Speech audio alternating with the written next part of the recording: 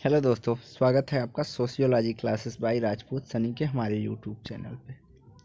तो health issue के कारण वीडियोस नहीं आ रही थी, तो आइए देखते हैं। थोड़ी बहुत आपको वॉइस में दिक्कत होगी तो उसके लिए कंप्रोमाइज़ करें। चलिए, आज का पहला प्रश्न है, कार्ल मार्क्स के सामाजिक परिवर्तन के संपूर्ण विचारों का केंद्रीय बिंदु निम्न में से कौन सा है?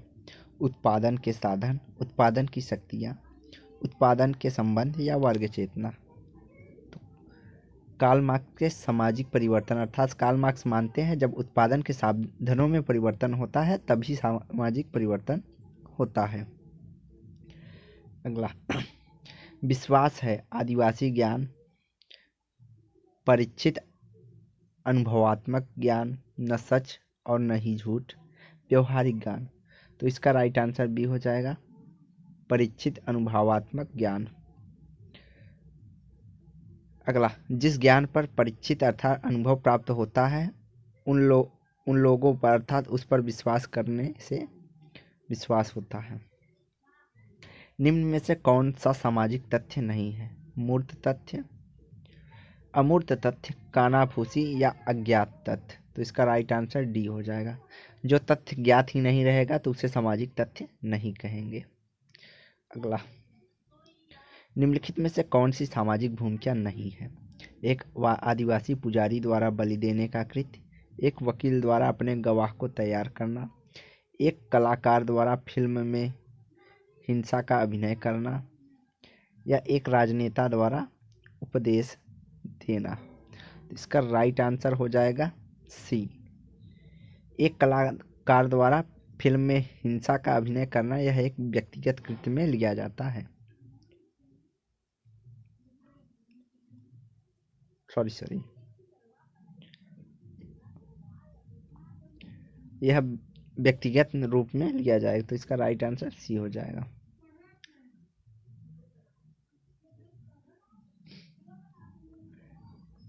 और यहाँ पे जो दिया है, समाज में हिंसा फैलाने वाले भूमिका को सामाजिक भूमिका नहीं कहा जा सकता, यह गलत है। यह एक नकारात्मक भूमिका के अंतर्गत लिया जा सकता है जो व्यक्ति समाज में हिंसा या राजनीतिक हिंसा फैलाता है, तो यह सामाजिक कृत्य के अंतर्गत लिया जाएगा। अगला उत्तर आधुनिकतावाद के विचार की सर्वोत्तम व्याख्या होती है? वैज्ञानिक विचारों के विरोध में, आध्यात्मिक विचारों के विरोध से, भूत और वर्तमान को नकारने से, या विज्ञान और आध्यात्म के समन्वय से? तो इसका राइट आंसर सी हो जाएगा। उत्तर आधुनिकता के विचारों की सर्वोत्तम व्याख्या होगी विज्ञान और आध्यात्मवाद को समन्वय, भूत और वर्तमान को नकारने से अर्थात भविष्य की परिकल्पना करने से। उत्तर आधुनिकतावाद उत्तर औद्योगिक समान है अर्थात अति विकसित देश से संबंधित है जो अधिकांशतः रूप से भविष्य की परिकल्पना करते हैं। आत्मदर्पण के सिद्धांत को किसने प्रतिपादित किया? जॉनसन, मीड, दुर्खीम, कुले? इसका राइट आंसर डी हो जाएगा, कुले। कुले ने अपनी पुस्तक human nature and social order में सामाजिकरण की प्रक्रिया के अंतर्गत आत्मदर्पण सिद्धांत प्रतिपादित किया। इसे इंग्लिश में सेल्फ लुकिंग ग्लास थ्योरी भी कहते हैं। जब भौतिक तथा अभौतिक दोनों पक्षों में परिवर्तन होता है तो वहाँ पर क्या कहा जाता है? सामाजिक विकास, सामाजिक परिवर्तन, सांस्कृतिक परिवर्तन, सामाजिक प्रक्रिया? तो राइट आंसर हो जाएगा बी, सामाजिक परिवर्तन के अंतर्गत आएगा। और यहाँ पे तो ऐसे ऑप्शन गलत दिया है, सांस्कृतिक विलंबना होना चाहिए था, लेकिन सामाजिक परिवर्तन के साथ ही सांस्कृतिक विलंबना उत्पत्ति होती है, तो राइट आंसर हमारा सी बी हो जाएगा, सामाजिक परिवर्तन। अकबर ने अपनी पुस्तक सोशल चेंज संस्कृतिकरण विलंबना का सिद्धांत दिया है। संस्कृतिकरण की विलंबना में जब भौतिक एवं अभौतिक संस्कृति में परिवर्तन होने के बावजूद उनमें अंतर पाया जाता है तो उसे सांस्कृतिक विलंबना कहते हैं, जो सामाजिक परिवर्तन की प्रक्रिया घटित होने पर होती है।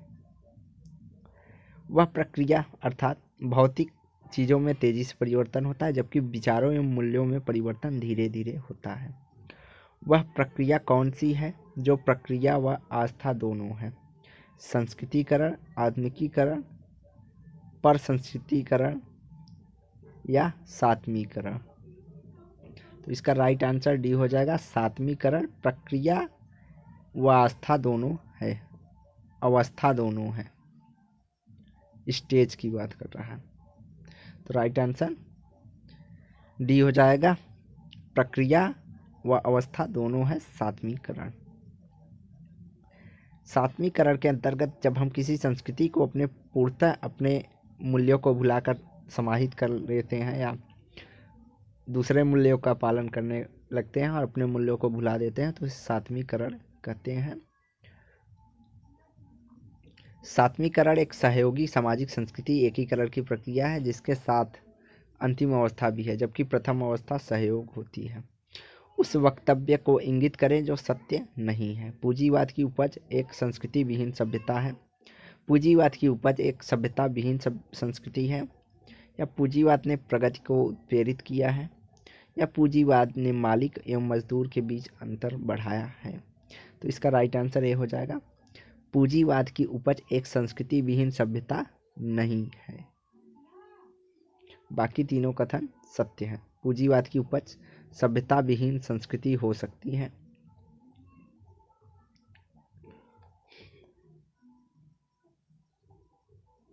पूंजीवाद के प्रगति का अर्थात पूंजीवाद प्रगति को उत्प्रेरित करता है। पूंजीवाद ने मालिक और मजदूरों के बीच अंतर बढ़ाया है। पूंजीवाद की उपज संस्कृति विहीन सभ्यता, यह कथन गलत है क्योंकि सभ्यता कभी संस्कृति विहीन नहीं हो रही है, चाहे तो वह पशुचारण या जनजाति कृषि औद्योगिक या उत्तर औद्योगिक समाज ही क्यों न हो। सभ्यता मूर्त साधन है तो सांस्कृतिक साध्य व अमूर्त है। प्रत्येक समाज की विशिष्ट संस्कृति होती है। किसने मातृसत्ता की अवधारणा पर समाज का अध्ययन किया है? जी फ्रेजर, सर हेनरी मैन, मैक्लिनन या मनु? तो इसका राइट आंसर सी हो जाएगा। मैक्लिनन ने विल्फ्राड ब्रोफेन टायलर के साथ मातृसत्तात्मक समाज से संबंधित हैं, जबकि हेनरी मैन पितृसत्तात्मक के प्रतिपादक माने जाते हैं। अगला, पर संस्कृति ग्रहण के सहयोगात्मक परिणामों में निम्न में से कौन सा परिणाम नहीं होता? सहयोग, भाईचारे की भावना, सांस्कृतिक हस्तांतरण या सांस्कृतिक विलंबन? तो यहाँ पर प्रश्न दिया था पर संस्कृतिकरण के सहयोगात्मक परिणाम। सहयोगात्मक परिणाम के अंतर्गत हमारा कल्चरल लैग अर्थात सांस्कृतिक विलंबना नहीं होगी। अगला, ज्येष्ठ पुत्र को उसके संबंधी विशेष मान स्नेह देते हैं, आप इसकी उपयुक्त व्याख्या कैसे करेंगे? वह पिता के मरने पर अंत्येष्टि संस्कार करता है, वह अपने पिता का नाम प्राप्त करता है, या समाज में उसका परिचय ज्येष्ठ पुत्र के रूप में दिया जाता है, या उपरोक्त सभी? तो इसका राइट आंसर डी हो जाएगा कि ज्येष्ठ पुत्र को उसके संबंधी विशेष मान स्नेह देते हैं क्योंकि वह पिता के मरने पर अंत्येष्टि संस्कार करता है, अपने पिता का नाम प्राप्त करता है और उसका परिचय ज्येष्ठ पुत्र के रूप में किया जाता है। खास करके भारतीय संस्कृति में इसकी अधिक महत्वता देखी जाती है। समाज एक मूर्त शब्द है जो कि एक समूह के सदस्यों के बीच पाए जाने वाले पारस्परिक संबंधों की संपूर्णता का बोध कराती है। निम्नलिखित में से किस समाजशास्त्री ने यह परिभाषा दी है? C.H. कुले, टालगट पार्सन्स, E.B. र्यूटर या एंथनी गिडेंस? तो इसका राइट आंसर सी हो जाएगा, र्यूटर। समाज एक अमूर्त शब्द है जो एक समूह के सदस्यों के बीच पाए जाने वाले पारस्परिक संबंधों की संपूर्णता का बोध कराती है। यह परिभाषा हमारा र्यूटर से संबंधित है। अगला, निम्नलिखित में से कौन सा कथन सही है? समाज में सहयोग और संघर्ष दोनों है, समाज में केवल सहयोग है, समाज में केवल संघर्ष है, समाज में न सहयोग है न संघर्ष है। तो राइट आंसर ये हो जाएगा, समाज में सहयोग एवं संघर्ष दोनों मिलता है।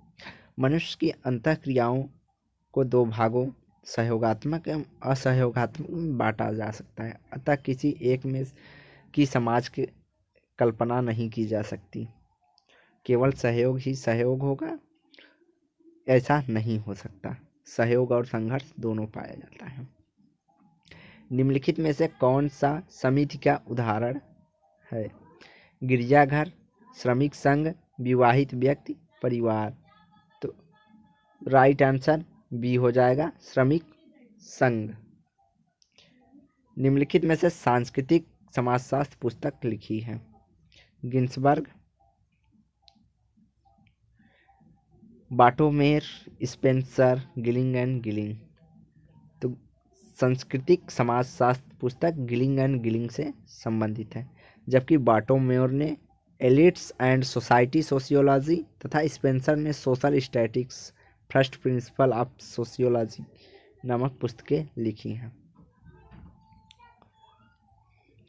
किस प्रकार के संबंधों की प्रधानता द्वितीयक होती है? अनौपचारिक संबंध, व्यक्तिगत संबंध, औपचारिक संबंध, आमने सामने के संबंध।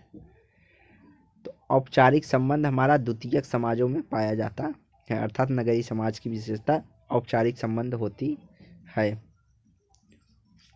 अगला, निम्नलिखित में से किस समाजशास्त्री ने सर्वप्रथम संदर्भ समूह का प्रयोग किया है? एच हाइमन ने, ऑटो क्लाइनबर्ग ने, मुजफ्फर शरीफ ने, न्यूकामरे। तो इसका राइट आंसर होगा ए। सर्वप्रथम एच हाइमन ने संदर्भ समूह की व्याख्या की है 1942 अपनी लेख द साइकोलॉजी ऑफ स्टेटस में किया था। इसके बाद स्टाउफर एवं मर्टन ने मुख्यतः संदर्भ समूह की व्याख्या की है। मर्टन समाजशास्त्र के परिप्रेक्ष्य में मर्टन प्रमुख माने जाते हैं। फॉकवेज पुस्तक किसने लिखी है? George Simmel, Graham Sumner, Max Weber, Talcott Parson. तो इसका राइट आंसर बी हो जाएगा। ग्राहम समनर ने 1906 में फॉकवेज नामक पुस्तक लिखी थी। इसमें उन्होंने संस्कृति की व्याख्या की है मुख्यतः। जनरीतियाँ आदि। निम्नलिखित में से कौन सा सामाजिक नियंत्रण की संस्था है? प्रचार, धर्म, राज्य, जनमत। निम्नलिखित में से कौन सामाजिक नियंत्रण की संस्था है? तो धर्म। कहीं कहीं पे प्रचार को भी माना गया है, कानून को भी माना गया है। धर्म अनौपचारिक रूप से नियंत्रण करता है, जबकि औपचारिक रूप से राज्य के द्वारा बनाए गए कानूनों द्वारा औपचारिक रूप से नियंत्रण समाज पे होता है। तो आज का यहीं समाप्त करते हैं। वीडियो को लाइक एंड शेयर करें, चैनल को सब्सक्राइब करें। धन्यवाद।